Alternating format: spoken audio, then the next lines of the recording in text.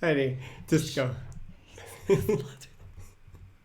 Hi everyone, welcome to a new live stream event on Crypto Tips. My name is Heidi. And I'm Toby. We have a lot to talk about today. I got a little guy in my lap. I hopefully he's not too disruptive. So hey, real quick, if anyone is in the Portugal area and you'd like a kitten, we have 2 cats that are free to get home. They're adorable. Just doing some fostering right now. Anyway, got some crypto kitties. So last week, let's talk about last week real quick. We had a lot of things happening. Yeah, I was pretty busy. I didn't look at the markets too much. Yeah. Here's why. I mean, if you want to see it. So those of you who have been tuning into these live streams since we really started doing them very consistently in March, that was the summer season swell here in the Northern Hemisphere. Normally we're chasing the winter swells. So that was like a little off time for us. And so this is the first time in a long time we've had a full summer where we could really dedicate a lot of time to this channel. And that's benefited us and I think everyone greatly. But now it's winter season. And so big waves are coming. And you guys might have heard it in the news about Nazare this past week. Huge waves, like 2 to 3, it was like 2 days solid surf, a lot of long days there. But anyway, I want to show you guys a clip of one of Toby's waves. So keep in mind, I'm going down the face of the wave pretty much the whole time. I never reached the full bottom of the wave. And it's on a GoPro. Yeah. Makes it look smaller, but it's probably about 70 feet. So it's a massive wave. Okay. It'll be in the new Netflix film Ignition. Yeah. Coming out next year. So let me see if I can get this working. Well, there's no sound. But So here, I'm going down the face of the wave. Maybe we'll play it twice. It's going really fast, and then I'm finally getting towards the bottom. I have to turn. Look at that. But it's, oh my gosh, it catches up to you so fast. Yeah, and then that was it. You want to play it again? Sure. One last time. So I'm going like really fast down this wave, and I still couldn't outrun the wave. You see a jet ski going up the face of the wave. How close do you feel like you are to like losing your balance? It was really bumpy. I was trying to stay on. It was so hard to stay on, and the whole time I was just trying to stay low because each bump was wanting to push me up, and that wasn't really comforting. Trying to absorb the shock with your knees. There was one point where I'm like, oh my gosh, and then I forced myself down and started bottom turning. Then my friend came and saved me before another wave landed right on my head, and literally like he came a second before it hit me. So that was amazing. Yeah, that was a great rescue. It was a crazy rescue. Glenn. You guys like just made it over the crest of the next wave. Yeah. So let's get into crypto. Yeah, I know. Okay. So hi everyone in the live chat. I know we got a few people in here already. Sergio, Brad, Philip, Kaipo, what's up guys? James, Dave D, Sergio, G, Magic Monkey, Silver Kook. Okay. Silver Kook. Philip, what's up? Got a little singer in here. All right. We do have some kitty cats, but that's okay. Okay. Okay. So let's talk about what's happening in crypto today. We have Facebook is censoring the hashtag of Bitcoin. This does happen occasionally. We see flare-ups with YouTube, Twitter, Facebook, these centralized platforms that are, they always blame it on their algorithms or whatever. And it's always a little bit of a reminder for you as a viewer and for me and Toby as like content creators of participating in decentralized social medias and decentralized video sharing platforms. So for those of you who are interested, I'm always sharing my videos on Library. I think it's also, they have a new platform called Odyssey. But it's uploaded to both of those platforms. So there you go. So yeah, it's a funny thing about this Facebook. I mean, it's essentially Facebook. I mean, Bitcoin is its competitor. sort of. It's like everyone's competitor. Well, right? I mean, because they it really opens want the door to everything. they really want to push Libra, and so they're going to push true. that as much as possible. Plus, governments own Facebook, as you know. That's why some people call it FBI book. Yeah. That's for a reason. So they spy on you. So they understand that it's not, it's not centralized. Bitcoin is not as centralized as they like it. And so they're going to fight against it as much as possible. But that's great because if whatever they're censoring means it's probably good. Yeah. And it encourages people to check out other options as well. Yeah, so it's great. Okay, moving on. We got a ton to talk about. Next up, I want to talk about these headlines that are always going on for these crypto websites. And I'm just thinking, whenever I'm reading these, if I was new to cryptocurrency, I wouldn't know what the heck to think. I wouldn't know what the heck is going on with the prices. And anyone who was talking about some kind of authority of like for sure what's going to happen with the price next, I would probably be susceptible to that. And so here's, I want to run through just a couple of these articles and just to show you, these are all posted within 2 days of each other. Just a roller coaster and I don't know if it's misinformation, but it's certainly not factual and it's all speculation on the price. What do you have to say? Well, these websites have something to gain, all right? A lot of these websites... they don't want to be clickbaity. Well, no, not just that, but I'm sure they have short positions out there. They have, long positions, all of the things. So you never really know exactly what their intentions are. Some people are just going to be freaking out. I mean, Bitcoin, it's really liquid, so you don't have to worry about that too much. But keep in mind, there are billionaires out there that want to know more about Bitcoin. And when they see all these things, it keeps people from buying. Yeah. And so, I know this, that billionaires, they'll watch CNBC and crap like that, and it blows my mind. But they actually do that, and they make investment choices through that stuff. So they're not as smart as you think. So just know that these have there's ill-intentioned people out there that are trying to do this. So this is something that I like to do occasionally, is kind of like read between the lines of the headlines. So I know I've had a few new subscribers here on Crypto Tips, which is great. By the way, we hit 60,000 last week, which is awesome. Really happy to see that number growing. So thank you everyone, especially if you're new and you subscribed. And also, of course, everyone who's been here for a while. And those Patreon's were non-bot either. Of course. Yeah. There's many people that buy their YouTube channel. Point? I know, but this was organic all the way. Because my point is to reach out to real people who care. So anyway, if you're new, thank you, and let's learn. So first headline, which is something that I actually agree with: Bitcoin shrugging off stimulus and election fears is a sign of a bull market. It's something I've said a few times now, is things like, I know people are often asking, should I buy now, or should I wait until after the election? Is the price going to crash, or what's going to happen? And I always want to encourage you to, it's what I'm always focusing on, the long term, why Bitcoin exists, the core fundamentals of why the price will continue to rise over a long period of time. There's just a lot that goes into that. And little really events like an election that happens every 4 years, it's not going to affect the price. It's not going to reverse the trend of Bitcoin. I think it's safe to say a bull run is chugging along. It's not there yet, but Bitcoin doesn't care if a snail gets elected. It doesn't matter. No, doesn't matter. Who cares? They're going to keep printing.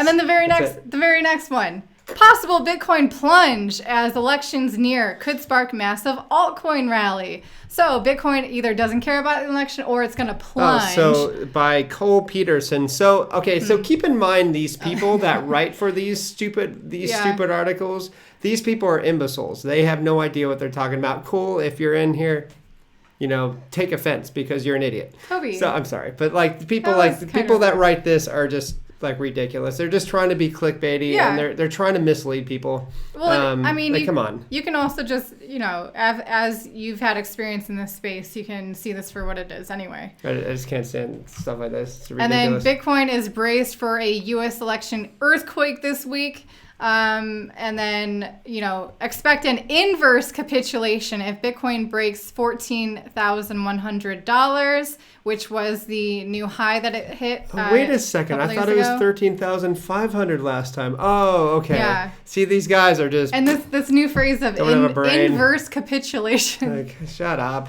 What happened just like going to the moon? Nick Chong. Okay. Dude, you don't be calling whatever. I'm just calling out these idiots. Whatever. Who cares? It was a trader who came up with this. Okay, good. Okay. A trader. Yeah. Anyway, and so just for people who are like, all about these price levels, more traders fear that Bitcoin top is in after failed $14,000 breakout. So basically, yeah, it's the same thing with $13,000. It hit it and then it went back down and then hit it. And now we have support there.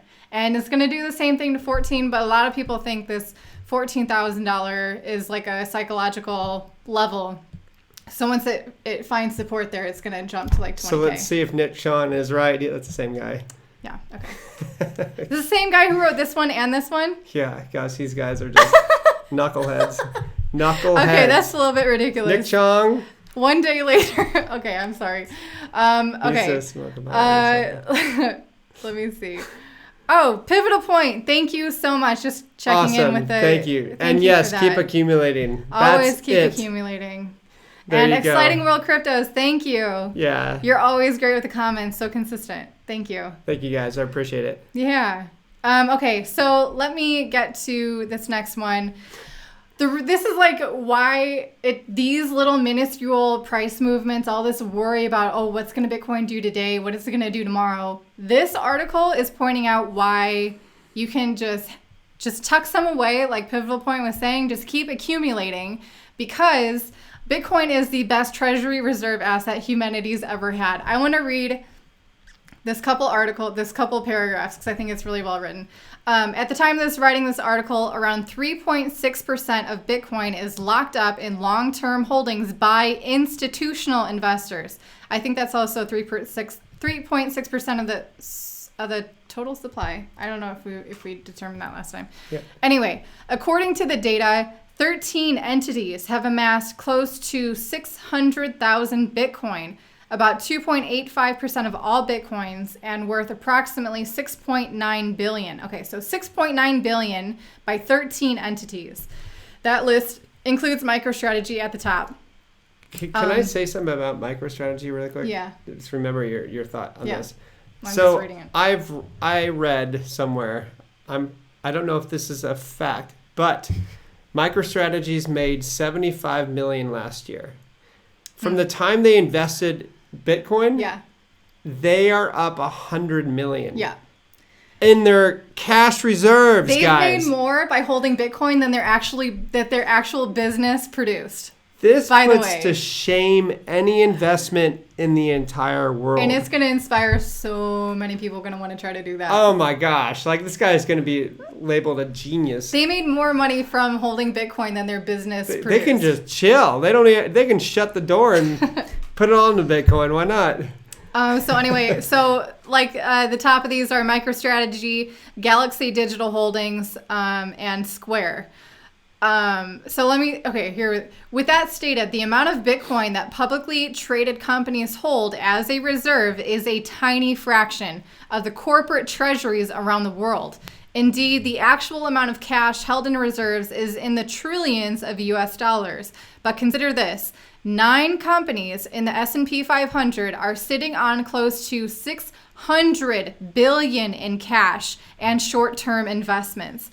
And if just 5% or $30 billion of that amount is converted into Bitcoin, the price could easily increase 5-fold. So, I mean, it seems like it's just a little breeze of a way, so easy for that Bitcoin I am telling people that, my friends, guys, you have probably till the end of the year, if you're lucky, to go ahead and buy Bitcoin. To accumulate, because after that, I don't see it holding. I just see too many companies, too many corporations, too many billionaires, sovereign countries putting their cash reserves into this, so. Yeah. I mean, why wouldn't you? You have to be a complete imbecile if you're not doing this. And then on top of that, here we have an article saying that how central banks are selling gold.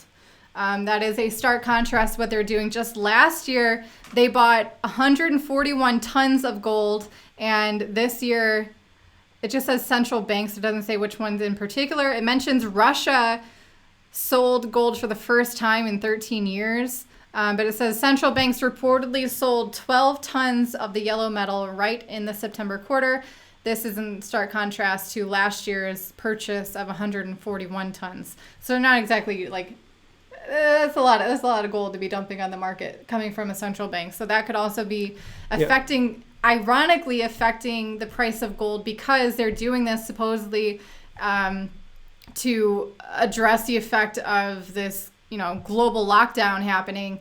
And ironic because gold is seen as a risk off asset, which means when it's times of uncertainty, people tend to go to gold.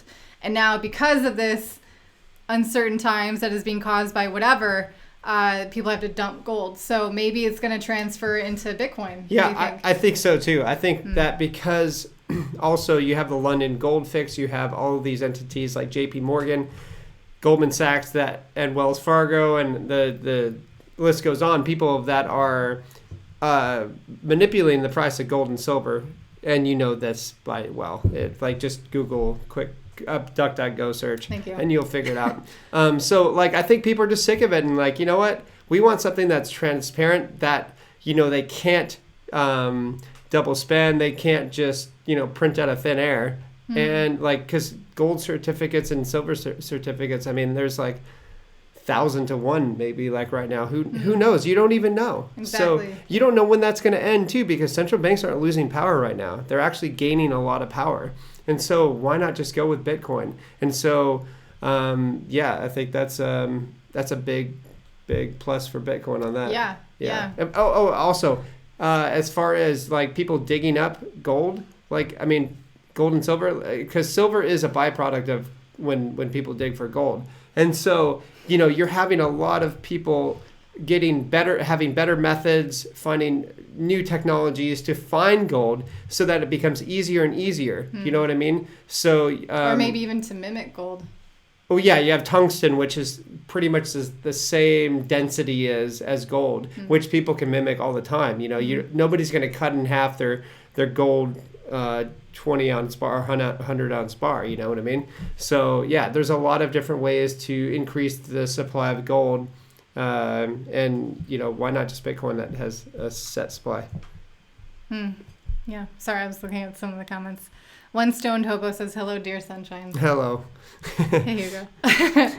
Should the average person really consider getting at least one Bitcoin, or just get any Bitcoin to be in the safe side? I'd say any Bitcoin. Any Bitcoin, yeah. And I mean, most people are not going to be able to get one Bitcoin. I mean, you have 2.6 billion people, or actually more, you have 3.6 billion people. You have 2.6 billion people that are unbanked. And a lot of these people will never have a Bitcoin. So if you can hold a Bitcoin, just one, oh my gosh. Maybe just 0.1. Hey, if you can afford that, sweet. Yeah. I mean, any kind of exposure to it, I think, would be beneficial. Brad asked, are we under lockdown? Not yet. Well, there is this, I don't know if it was because of Halloween or some other Portuguese or governmental holiday happening, but we're required to stay within our municipality until tomorrow. But it's not lockdown. Everything is open. Anyway. Nick Starr says, what will be better for Bitcoin, do you think? A Biden or Trump victory? It doesn't matter which puppet gets in. Yeah. Gregory Manarino is dead wrong when he says Biden will be worse for, central banks and money printing? Well, yeah. So better for money printing. No, I mean, he pretty much said that things will get a little better under Biden. It's all BS. They are all bought and paid for. They're shills. They're puppets. Yeah. Don't listen to them. Buy some Bitcoin, because that's the only thing that's going to keep your sovereignty alive. Seriously. These people are psychotic. And especially while you still can, because I'm just going to click over to this right now. Got some little cutie pants looking at you. The U.S. Department of Justice has recently unleashed their framework for monitoring or enforcing their laws against crypto. I mean, it's a long 80-page thing that all the links to these articles are down below, so you can find it there if you want to read this their release. But anyway, basically they're saying that they have found lots of evidence of terrorist activities and money laundering happening on centralized exchanges, even at the exchanges that have KYC and AML implementations, but they're not doing it good enough. So basically expect, if you're a U.S. citizen, maybe, even globally, because who knows really what the reach of the U.S. government is, that these centralized exchanges are going to be imposing even more invasive information for you to create an account and to purchase cryptocurrencies with. And keep in mind, these companies have to store this information. And that's very sensitive information that you really shouldn't be sharing with anyone, let alone having some random company store it for infinite amounts of time. And if they go out of business, they pass it on to the next guy, and who knows what that guy is going to do with it. It's a whole thing. So it's really unfortunate that this is happening, and it's all the more reason to pursue things like decentralized exchanges. Second citizenships. And just get into crypto while you can. I mean, I'm not trying to incite FOMO or anything, but this is a real thing that's going to be affecting how people, it's going to be putting up a lot of barriers for people. But we've seen this. We already knew what was going to happen. Oh, yeah. This is going to get way worse. Wait till they have their COVID pass and they have all this other stuff. Yeah. They're going to require so much information from you. If you are in a large Western country, it's going to be ridiculous. So just be careful and keep a little bit of change in the back of your pocket in case you need to get that second citizenship, because that's going to come in handy, I promise you. Yeah. Let's see. Oh, yeah. This is a funny little story I saw. One guy in Canada, I believe, was handing out a couple $100 cards worth of Bitcoin.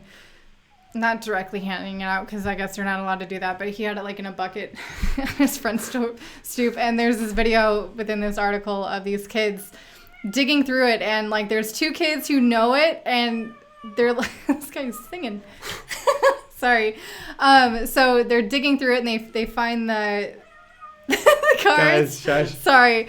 And they're like, I think they got excited because it says $100 on it, and then Bitcoin, and then there's another guy like, I got Bitcoin. And then the other two kids who are there, I feel bad because they ran out, and the kids are like, what's Bitcoin? And so that's I like seeing that.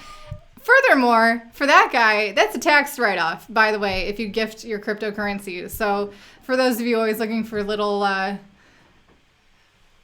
don't want that thing to fall over.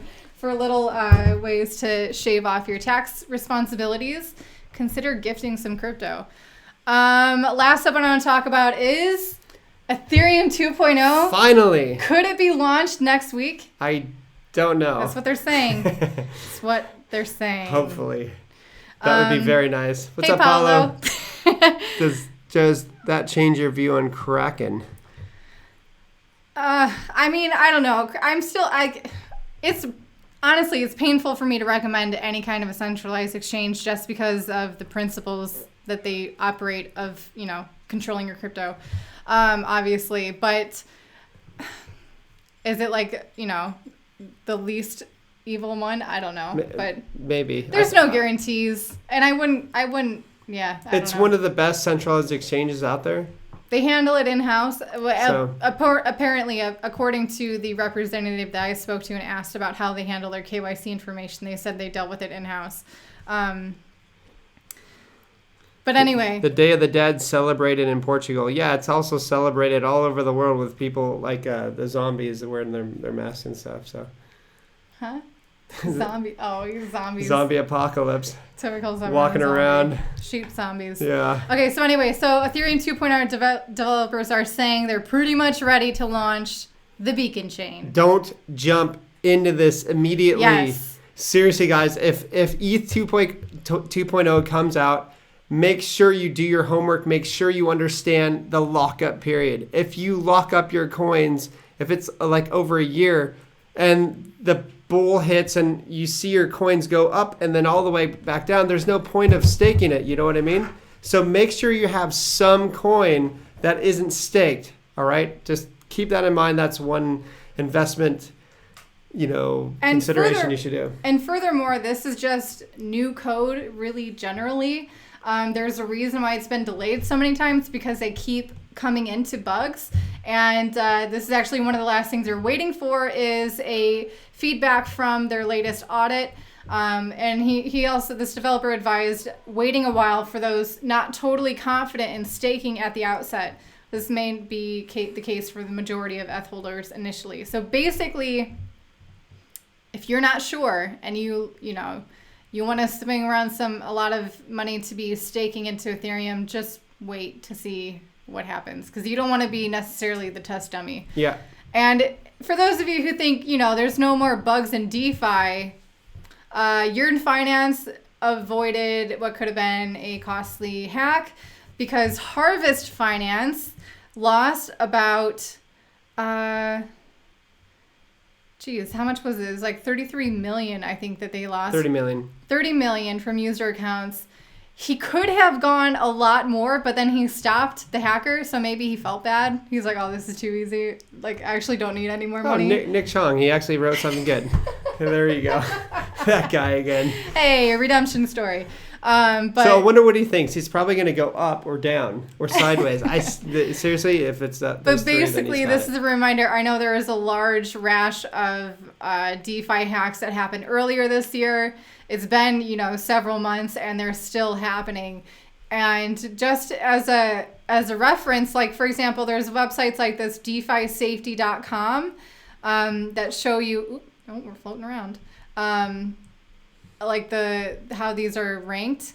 And so we have, let's see, Curve Finance was involved. They weren't the actual hacked, but they're at like 68% safety. Harvest Finance right here, 55% safety.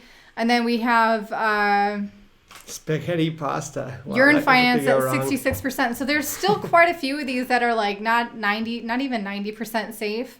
Very few of them are. None of them are 100% safe.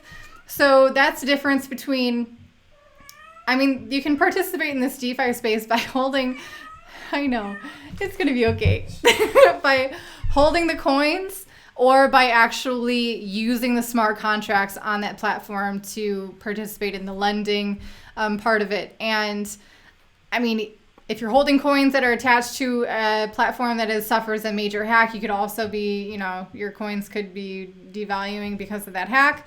You could be losing money altogether because these are decentralized. These are smart contracts. It's not a centralized exchange like Binance or like Bitstamp, or many of these that have an insurance policy specifically for if they get hacked and it's their fault, not if your specific account gets hacked.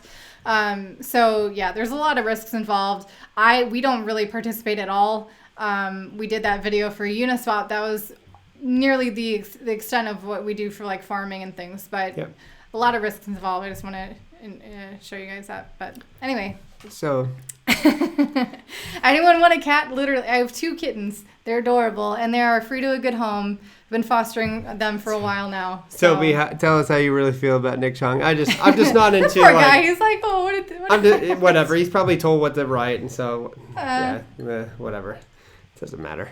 I have no idea where you've been in taxes. Yeah, taxes. Just make sure you remember that you guys are like Americans out there. You're gonna have to pay a lot of taxes during the end of this bull run. So yeah. Consideration, second citizenship. That's like the best way. That's what I found. You don't have to worry at all. It's chill. The other half of that is severing ties altogether with the U.S. That's the real thing. Yeah. And honestly, from a selfish perspective, having gone through that and made that decision, reading articles like that about the Department of Justice, I can just kind of, breathe a sigh of relief. Like, oh, that actually doesn't affect me too much because, we don't mess with that. So. Yeah. Anyways. Okay. Thank you everyone for tuning in today to this live stream. An update for you guys, for you Patreon members. Wednesday at noon Eastern time. I'll be holding a class, a step-by-step how to purchase and store cryptocurrencies. This will be relevant for small-time investors and big-time investors. I'll be talking about, privacy things you should be considering, especially if this is your first time purchasing cryptocurrency, kind of how you can start with a clean slate and go about it the right way. And a lot of advice for storage and keeping your crypto safe. And really quickly, browser and wallets. Okay, Brave and Ledger. Yeah. Does Vanuatu to accept cryptocurrency? No, but the lawyers probably do. Does Vanuatu accept? Yeah. But keep in mind, I wouldn't choose a second citizenship purely on the ability to purchase it with cryptocurrency. Really look at the reputation of that country, of how long that citizenship program has been around. Because if that's going to be your citizenship you're relying on, you're going to want it to be a good one. So keep that in mind. Yeah. Thank you everyone for tuning in today. We really appreciate it. And for those of you who left a tip in the super chat, really appreciate you as well. Thank you. And we'll be hitting you again on Monday, every Monday. See you later. Bye-bye, guys. Bye.